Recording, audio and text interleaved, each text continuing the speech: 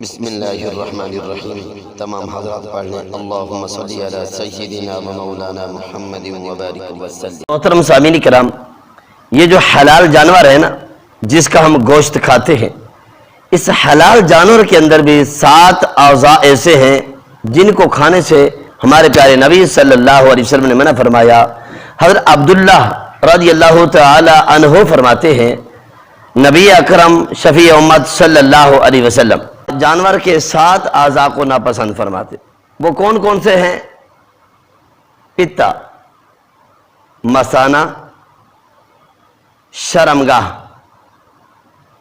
چاہے وہ پیشاب کا مقام ہو یا پخانے کا مقام ہو، اعلیٰ تناسل، ذکر بھی جس کو کہا جاتا ہے، اور خصیتین جن کو کپورے بھی کہا جاتا ہے، غدود اور خون۔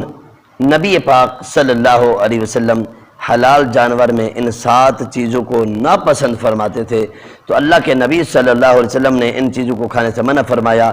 ہمیں بھی شریعت مصطفیٰ صلی اللہ علیہ وسلم کی پاسداری کرتے ہوئے ہمیں ان اعضاء سے پرہیز کرنا چاہیے۔